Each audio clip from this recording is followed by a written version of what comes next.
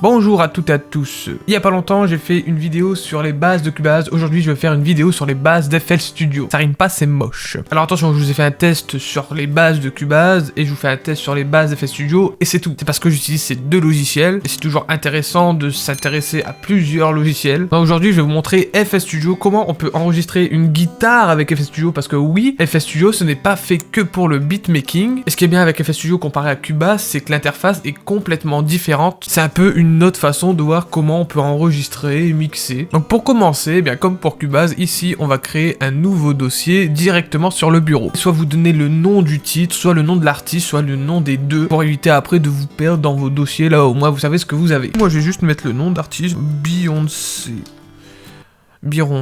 A, on peut garder ça, hein, c'est tout aussi bien. Là on a le dossier, et ben on va le mettre juste à côté de la tente. Et là vous pouvez démarrer votre logiciel FL Studio. Là logiquement vous allez retomber sur ça. Comme à chaque fois, avant de commencer quoi que ce soit, on vérifie que sa carte son est bien reconnue par le logiciel. Donc là on va aller dans Options et on va aller dans Audio Settings. Ah oui, par contre le seul bémol c'est que FL Studio n'est que en anglais. Désolé pour les mecs qui savent pas parler anglais, mais justement c'est une bonne excuse pour s'y mettre, hein, parce que toutes les bonnes résolutions de nouvel an, oh je vais me mettre en anglais, et qu'on le fait jamais, et ben là, il n'y a plus d'excuses. Ici, vous avez Input, Output, vous vérifiez que votre carte son est bien mise, moi c'est la Focusrite, c'est toujours la même, elle n'a pas encore changé, en tout cas pour l'instant. Pour régler la latence. Donc ici, vous avez juste à cliquer sur Buffer Length. Donc moi, j'ai 3 millisecondes, donc c'est très bien. Donc voilà, là, c'est tout simple. Après avoir bien configuré notre carte son, là, on va sélectionner dans quel dossier tous les fichiers vont aller. Pour ça, on va aller dans Project, et là, il y a un petit dossier icône, on va cliquer dessus. Et là, on va aller dans Bureau, et vous allez cliquer sur votre dossier que vous avez créé. Vous faites OK, Yes. Et là, pareil, vous donnez le titre de l'artiste, de la chanson, de ce que vous voulez. Moi, je vais l'appeler Beyoncé Test. Et voilà, vous avez juste à fermer la fenêtre et là, on est prêt. Donc ici, nous avons une magnifique interface. Donc c'est tout gris, c'est tout moche, mais attendez. Vous allez voir après, ça rigole pas. Donc ici, vous avez votre séquenceur ou votre séquencier. Je sais plus si on dit séquenceur ou séquencier. Du coup, moi, je vais dire séquenceur. Et si c'était séquencier, bah tant pis, vous avez qu'à penser que je dis séquencier au lieu de séquenceur. Vous avez compris. Ici, c'est un peu notre repère. C'est ici qu'on va voir tout ce qu'on a enregistré, tous les patterns qu'on a écrits. Donc là, c'est un peu plus compliqué. Ça, on va pas en parler aujourd'hui. Mais ici, on va voir tout ce qu'on a enregistré aussi, mais aussi les VST qu'on va utiliser. Par exemple, là, on a déjà un petit kick de mi. Donc, si je prends mon clavier ici qui me sert de clavier maître, et bien là, normalement, on entend le kick. Alors oui, je vous précise aussi, vous allez voir, FL Studio est incroyablement personnalisable. Moi, je l'utilise à ma manière, mais les autres l'utilisent pas forcément de la même manière. Ce que vous allez voir ici, c'est une façon de fonctionner, mais on n'est pas la Bible, je ne suis pas Jésus, vous n'êtes pas mes frères et sœurs. Enfin si, enfin, ouais peut-être. Donc là, je vais vous montrer ma manière de fonctionner, mais 90% des personnes qui utilisent FL Studio fonctionnent autrement, voire 100%. Ici, on a la table de mixage. Si on clique dessus, on a toute la table de mixage. Avec sur la droite de la table de mixage tous les slots. Les slots, c'est là où on va poser nos effets, reverb, compresseur, distorsion. Donc là, on peut voir que la piste master est sélectionnée. C'est dans cette piste que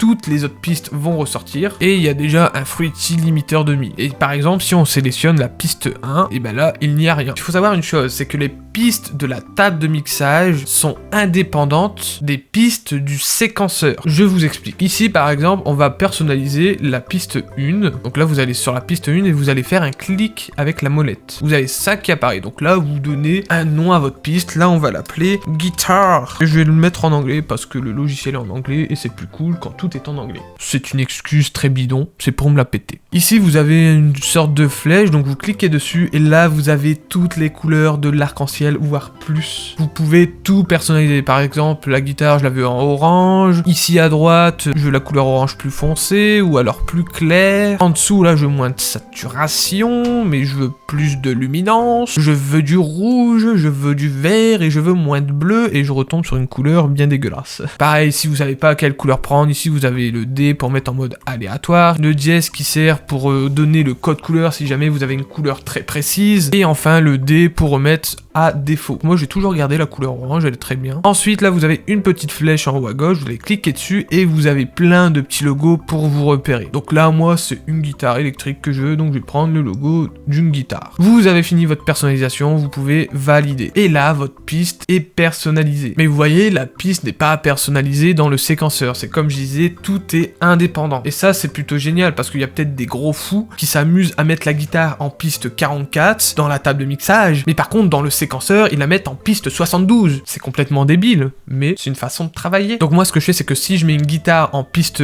1 dans la table de mixage, eh bien je vais la mettre aussi en piste 1 dans le séquenceur. Donc là pareil on clique sur track 1 avec la molette. Donc là c'est chiant, vous dites ouais faut refaire du coup si on doit faire 40 pistes personnalisées. Eh bien non, parce que là vous avez juste à le faire une fois ici. Et si vous voulez la remettre dans le séquenceur, eh bien là vous avez juste à cliquer sur la flèche en bas à gauche. Et là vous avez guitare, vous cliquez, et là, notre piste, elle est prête. Ce n'est pas de la magie, c'est FL Studio. Bon, par contre, je vous avoue, j'ai pas réussi à séparer la piste du micro et la piste de la guitare. Du coup, bah, on entendra tout le temps la guitare. Mais vous inquiétez pas, ça va bien se passer. Donc là, on a ma guitare qui est branchée, donc normalement, on l'entend dans le retour. Vous voyez rien, c'est décevant, à moins que je me mette comme ça. Comme je vous l'ai dit, on entend le son. Mais sur le logiciel FL Studio, eh bien, quand on regarde le vumètre dans la table de mixage, il se passe rien. Donc là ce qu'on va faire c'est qu'on va sélectionner la piste guitare et là où il y a tous les slots, et bien juste au-dessus il y a un petit onglet écrit None. On va cliquer dessus et là on va choisir où est branchée la guitare sur la carte son. Donc moi elle est en entrée 2, du coup je vais mettre Input 2. Et là normalement quand on joue, le vumètre s'excite. Donc là, pour tester un enregistrement, j'ai envie d'une petite distorsion. Ce que je vais faire, eh bien, je vais aller chercher Guitar Rig. Pour mettre Guitar Rig, on sélectionne la piste guitare. Dans les slots, on va aller chercher Guitar Rig qui se situe juste ici. Donc là, on a Guitar Rig qui est mis. Donc moi, je vais aller prendre mes petits presets. Et là, normalement...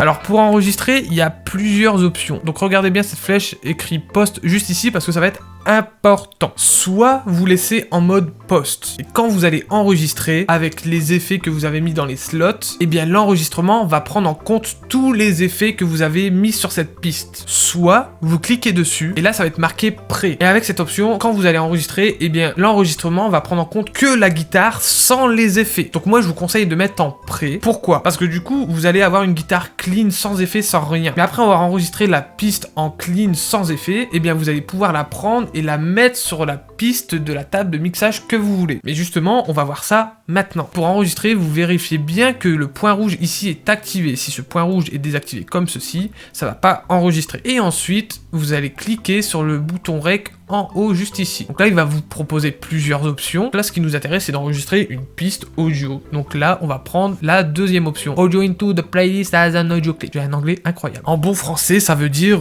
j'ai envie d'enregistrer ma guitare, arrête de m'emmerder. Donc là, avant d'enregistrer, vous avez d'autres options. Donc ici, vous avez le BPM, donc vous pouvez choisir ce que vous voulez. Donc là, regardez, on peut même faire chez les gens et mettre à la virgule près. Juste à côté, ici, vous avez le métronome. Ensuite, tout ça là, ça nous intéresse pas pour le moment. Donc là, le bouton Rec est activé, vous avez juste à cliquer sur le bouton lecture ou alors sur votre barre d'espace de votre clavier. Alors ce qui est bien avec FL Studio, c'est que vous allez avoir un décompte de 4 temps avant que l'enregistrement se lance. Et ça, c'est plutôt pratique. Donc là, tout est prêt pour enregistrer, j'appuie sur la barre d'espace, 4 temps de décompte, et ça se lance. Je vais essayer de faire un petit truc comme ça.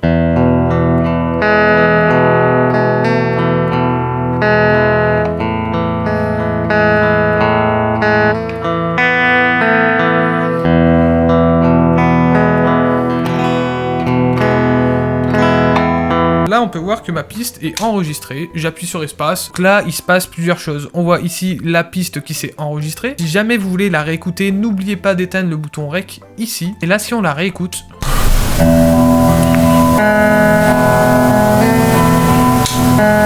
on n'a pas notre distorsion. Comme on a enregistré en pré, il n'a pas pris en compte les réglages qu'on a mis dans les slots. On va aller sur le channel rack et là on a ça qui est apparu. En gros, c'est votre piste qui a été enregistrée. Imaginons, sans faire exprès, GG, et bien hop, ah merde, j'ai supprimé ma piste. Et bien là, on peut aller ici, on clique dessus et là on a notre enregistrement. On reste en clic gauche sur le signal et là on peut la remettre dans le séquenceur.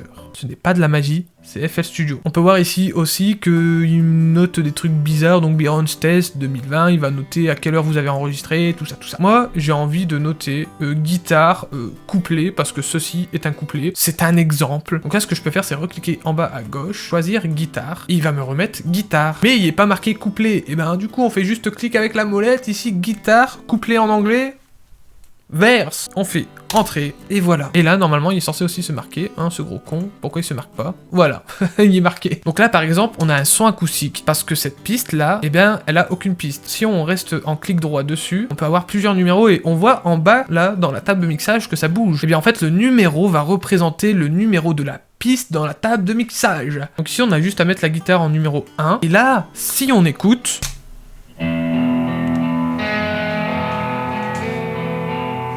Donc là voilà, on a enregistré nos guitares, mais ça fonctionne aussi avec des micros pour enregistrer des chants, des batteries et tout ce que vous voulez. Donc voilà, c'est la fin de cette vidéo, j'espère qu'elle vous aura servi et qu'elle vous aura montré que tout compte fait, on peut aussi enregistrer des guitares, des chants et des batteries avec FL Studio et pas faire que du beatmaking, que le logiciel est très simple d'utilisation et totalement personnalisable et moi c'est ce que j'aime dans ce logiciel. Du coup j'en ai fini avec cette vidéo, j'espère qu'elle vous a plu, si vous avez aimé n'hésitez pas à mettre un pouce bleu, si vous n'êtes pas abonné n'hésitez pas à vous abonner pour avoir plus de conseils sur des logiciels ou sur autre chose. N'hésitez pas à aller aussi sur mon Instagram où en ce moment je pose pas mal de questions pour les futures vidéos, donc ça pourrait vous intéresser. Par exemple un sondage sur la musique, je ne dis pas quoi précisément. En attendant, moi j'ai fini avec cette vidéo, donc je vous dis à bientôt, merci et bisous.